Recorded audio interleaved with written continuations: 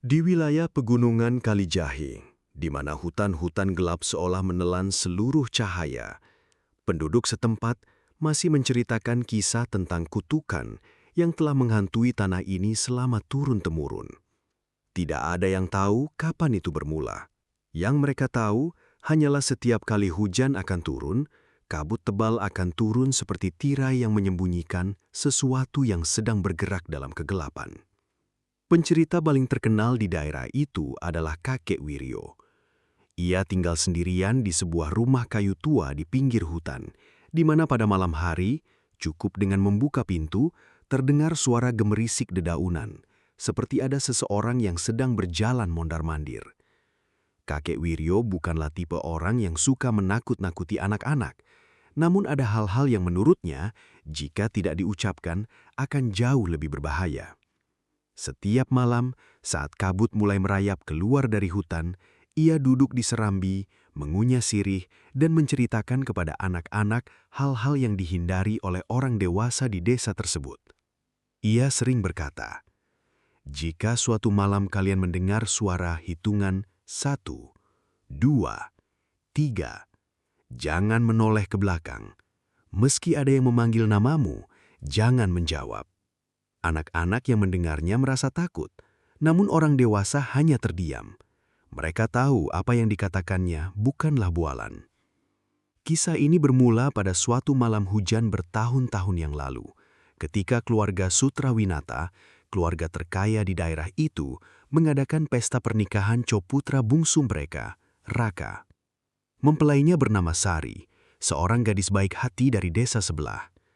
Sari tidak tahu apa-apa tentang hal-hal aneh yang menyelimuti keluarga calon suaminya. Ia hanya berpikir bahwa ia akan memasuki kehidupan baru yang lebih baik. Di malam pernikahan, hujan turun dengan sangat deras. Hujan di Kalijahe selalu membawa perasaan berat, seolah alam sedang berusaha memperingatkan sesuatu. Di dalam rumah Sutrawinata, musik tradisional bergema dan lampu minyak berkelap-kelip. Namun suasananya begitu aneh hingga Sari merasa merinding. Orang-orang tua di keluarga suaminya menatapnya dengan pandangan yang sulit dimengerti, antara kasihan dan cemas. Saat pesta berakhir, kepala keluarga Sutrawinata, seorang pria kurus dengan wajah cekung, melangkah mendekat dan memberikan sebuah kotak kayu kepada Sari. Di dalamnya hanya ada selembar kartu bertuliskan 2 kata, petak umpet. Sari terkejut, mengira itu hanyalah lelucon. Namun tidak ada yang tertawa, tidak ada yang menjelaskan. Hanya ada suara rintik hujan yang deras dan tatapan berat dari orang-orang yang berdiri di sekelilingnya. Kepala keluarga berkata perlahan, "Orang yang baru masuk ke rumah ini harus memainkan permainan ini. Jika kau bisa bersembunyi hingga pagi, kau akan diterima oleh leluhur." Sari menoleh ke arah Raka, berharap ia mengatakan sesuatu. Namun Raka hanya menunduk, tangannya mengepal erat seolah sedang menyembunyikan rasa takut. Sebelum ia sempat bertanya lebih lanjut, kepala keluarga memberi isyarat agar semua orang bersiap. Tidak ada yang menjelaskan secara rinci apa sebenarnya permainan ini. Namun penduduk Kalijahe menyebutnya dengan nama yang belum pernah didengar Sari, petak umpet dengan roh. Menurut rumor, leluhur keluarga Sutrawinata pernah membuat perjanjian dengan roh hutan untuk ditukar dengan kemakmuran. Setiap generasi, roh tersebut akan mencari orang baru yang masuk ke dalam keluarga. Jika orang itu berhasil bersembunyi hingga pagi, roh itu akan pergi. Jika tidak, ia akan membawa orang tersebut ke dalam hutan dan tidak pernah kembali. Malam itu, Sari dibawa ke depan pintu rumah dengan membawa sebuah lampu minyak kecil.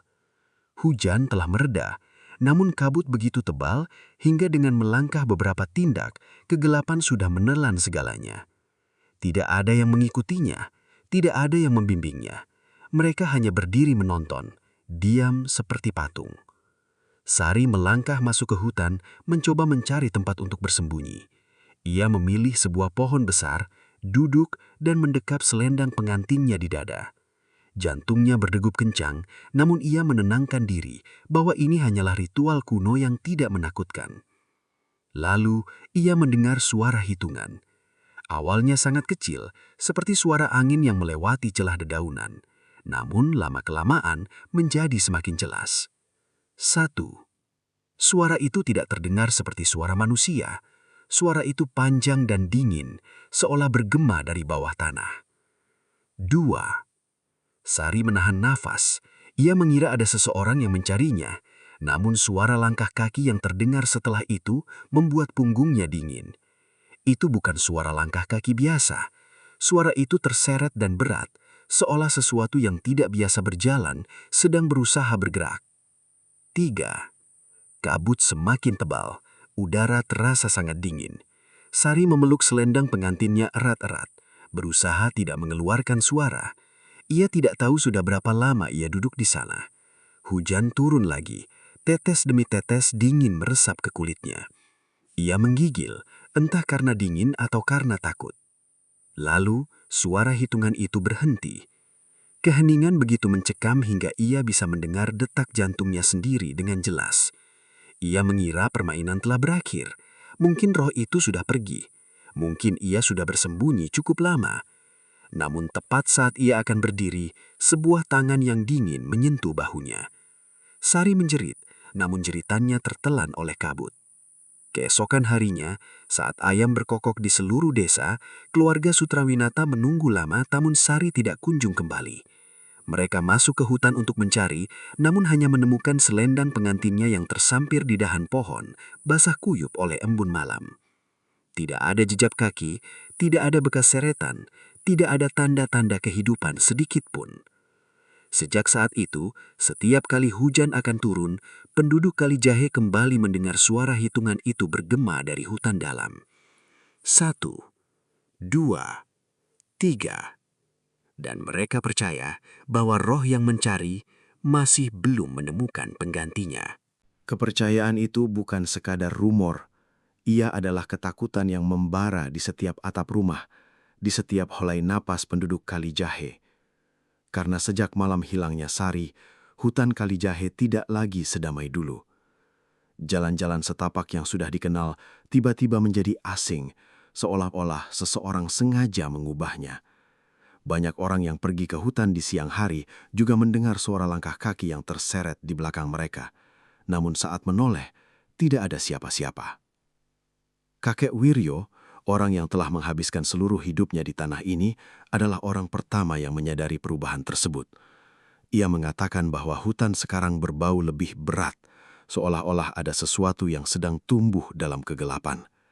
Pada malam-malam saat hujan akan turun, kabut turun lebih cepat, lebih tebal, dan suara hitungan 1, 2, 3 terdengar lebih jelas dari sebelumnya. Keluarga Sutrawinata pun semakin runtuh.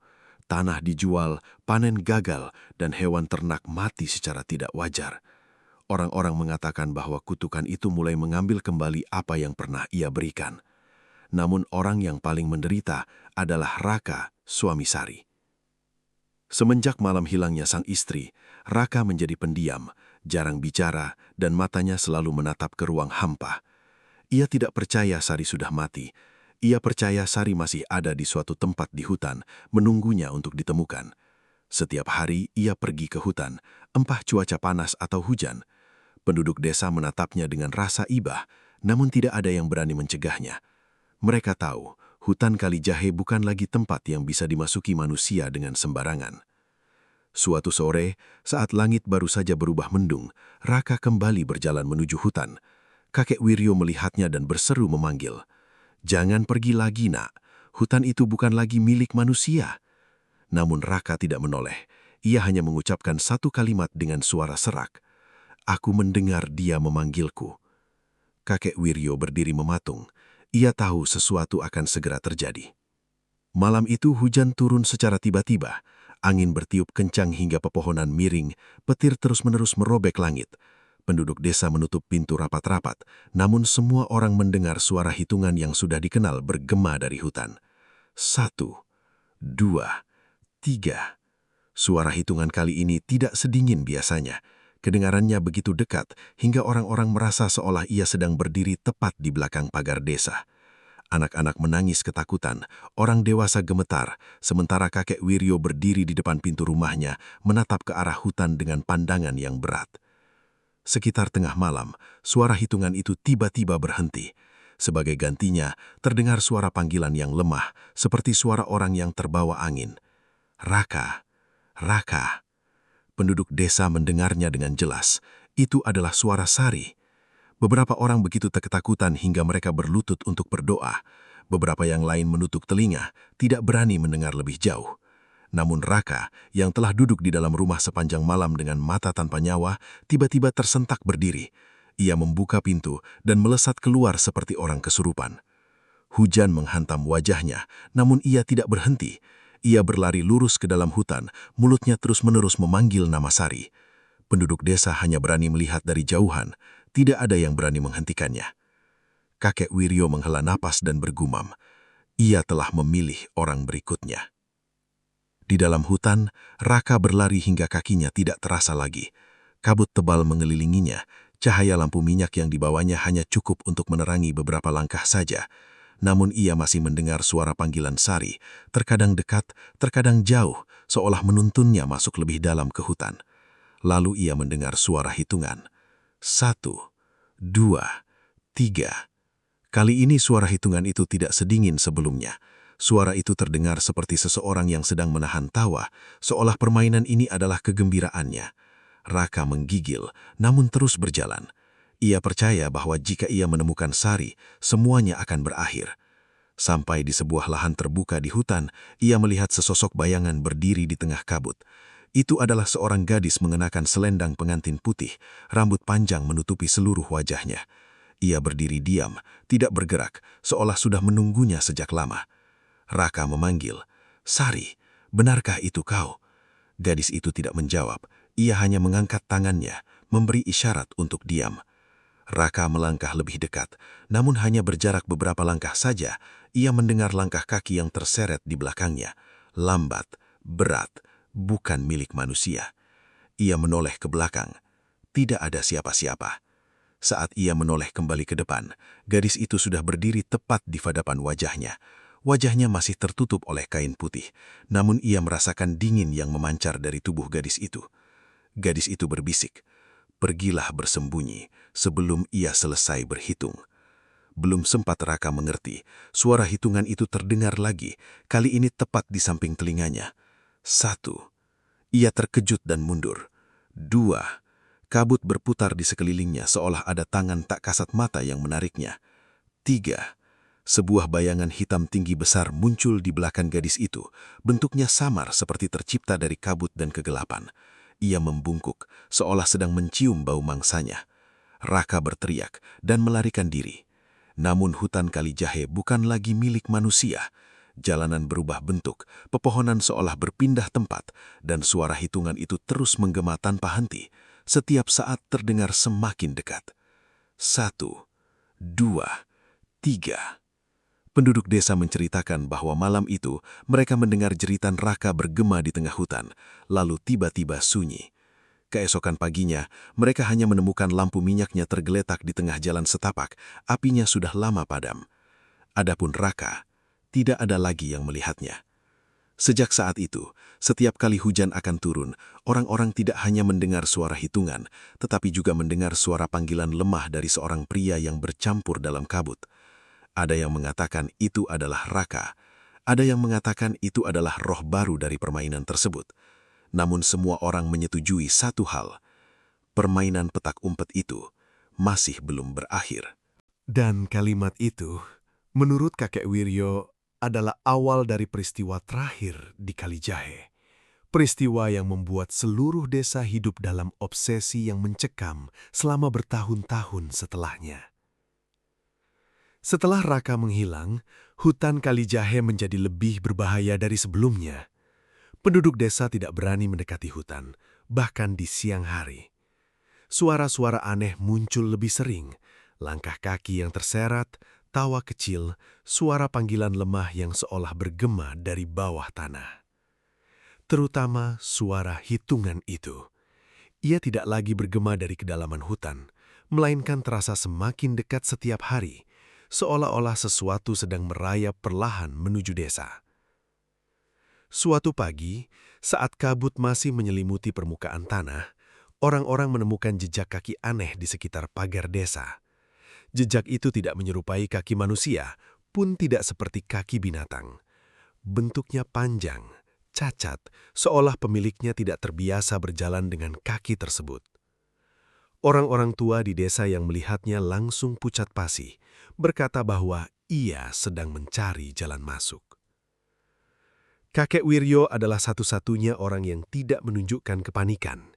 Ia telah hidup terlalu lama untuk mengerti bahwa melarikan diri bukanlah cara yang tepat. Suatu malam, saat hujan akan turun lagi, ia memanggil penduduk desa ke rumahnya. Cahaya lampu minyak berkelip-kelip, angin bertiup melalui celah pintu menciptakan suara siulan panjang seperti rintihan. Ia berkata, "Kutukan ini bukan milik desa kita, ini milik keluarga Sutrawinata. Hanya jika mereka menghadapinya, semuanya baru akan berakhir." Namun keluarga itu kini hanya menyisakan beberapa orang yang sudah tua dan lemah, hidup terisolasi di dalam rumah kayu tua yang usang. Mereka tidak berani keluar, tidak berani menatap siapapun, seolah-olah satu tatapan saja sudah cukup untuk membuat kutukan itu menempel pada mereka. Malam itu, saat penduduk desa masih sedang berunding, suara hitungan bergema tepat di tengah halaman rumah kakek Wiryo. 1, 2, 3. Tidak ada yang berani bernafas dengan kencang.